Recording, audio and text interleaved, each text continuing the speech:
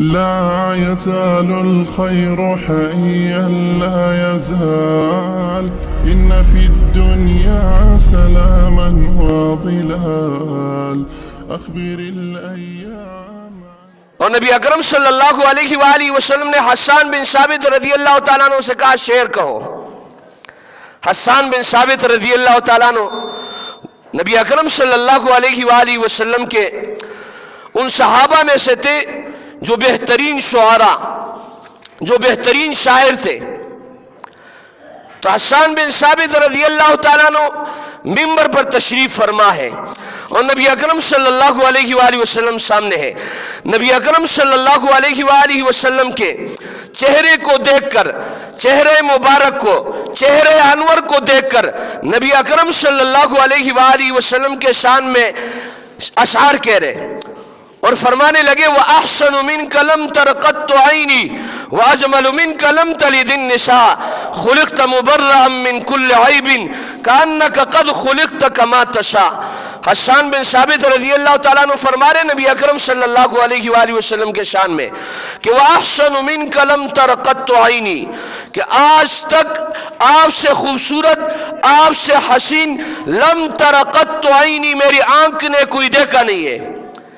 میرے عزیز ساتھیو، عطا اللہ شاہ بخاری رحمت اللہ علیہ جو ختم نبوت کے مبلغ تھے، وہ فرمایا کرتے تھے کہ حسان بن ثابت رضی اللہ تعالیٰ عنہ کے اس شعر میں تھوڑی سی ترمیم ہونی چاہیے، چونکہ اضافت وہ بات کو خاص کر دیتا ہے. وہ کہتے تھے کہ اس طرح ہونا چاہیے تھا کہ آج تک کسی نے آپ سے خوبصورت اور آپ سے حسین کسی آنکھ نے نہیں دیکھا. حسان بن ثابت رضی اللہ تعالیٰ عنہ فرما رہے کہ میری آنکھ نے نہیں دیکھا، لیکن عطا اللہ شاہ بخاری رحمت اللہ علیہ فرما رہے کہ اس میں اضافت کو ہٹا کر عین ان کا لفظ لانا چاہیے تھا تاکہ یہ کہا جائے کہ وَأَحْسَنُ مِنْكَ لَمْ تَرْ قَطُّ عَيْنٌ وَأَجْمَلُ مِنْكَ لَمْ تَلِدِ النِّسَاءُ خُلِقْتَ مُبَرَّأً مِنْ كُلِّ عَيْبٍ كَأَنَّكَ قَدْ خُلِقْتَ كَمَا تَشَاءُ. کہ میرے عزیز ساتھیو، حسان بن ثابت رضی اللہ تعالیٰ عنہ نبی پاک صلی اللہ علیہ وسلم کو مخاطب کر کے فرما رہے وَأَجْمَلُ مِنْكَ لَمْ تَلِدِ النِّسَاءُ، آج تک کسی ماں نے آپ سے خوبصورت کوئی بچہ جنا نہیں ہے. اور فرمایا خلقت مبرأ من کل عیب، آپ کو اللہ رب العزت نے ہر عیب سے ایسا پاک بنایا کانک قد خلقت کما تشاء، جیسے کہ آپ چاہتے تھے اسی طریقے سے اللہ رب العزت نے بنایا. اگر کسی مصور کے ساتھ آپ بیٹھ جائے اور اسے کہے کہ میرا چہرہ اسی طریقے سے بنایا جائے، میرے آنکھ کو اس طریقے سے بنایا جائے، میرے بوں اس طریقے سے بنائے جائے، میرے گال اس طریقے سے بنائے جائے، تو حسان بن ثابت رضی اللہ تعالیٰ عنہ نبی پاک صلی اللہ علیہ وآلہ وسلم کو مخاطب کر کے کہہ رہے کَأَنَّكَ قَدْ خُلِقْتَ كَمَا تَشَاءُ، آپ کو اللہ رب العزت نے ایسا بنایا جیسے آپ چاہتے تھے. اور میرے عزیز ساتھیو، نبی اکرم صلی اللہ علیہ وآلہ وسلم کے شان میں فارسی کا ایک شاعر کہتا ہے حسن یوسف دم عیسیٰ ید بیزا داری آنچ خوبا ہما دارن تو تنہا داری. کہ یوسف علیہ السلام کا حسن اور عیسیٰ علیہ السلام کے معجزات، ید بیضا موسیٰ علیہ السلام کا ید بیضا، اور وہ تمام خصوصیات جو ہما پیغمبر کو، جو تمام پیغمبروں کو، جو تمام انبیاء علیہ السلام کو دیے گئے تھے، آنچ خوبا ہما دارن، وہ ساری جتنے خصوصیات رکھتے تھے تو تنہا داری، وہ ساری خصوصیات آپ میں یکجا کر دیے گئے.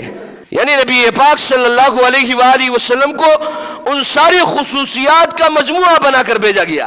اور نبی اکرم صلی اللہ علیہ وآلہ وسلم، اردو کا ایک شاعر اس کے بارے میں کیا کہتا ہے نبی پاک صلی اللہ علیہ وسلم کے چہرے کے متعلق کہ چاند سے تشبیہ دینا یہ بھی کوئی انصاف ہے، چاند سے تشبیہ دینا یہ بھی کوئی انصاف ہے. چاند کے چہرے میں چاہیے ہے میرے مدنی کا چہرہ صاف ہے. نبی اکرم صلی اللہ علیہ وآلہ وسلم کے شان میں امت نے لکھا، علماء نے لکھا، مورخین نے لکھا، مفسرین نے لکھا، اسی طریقے سے سارے لوگوں نے لکھا.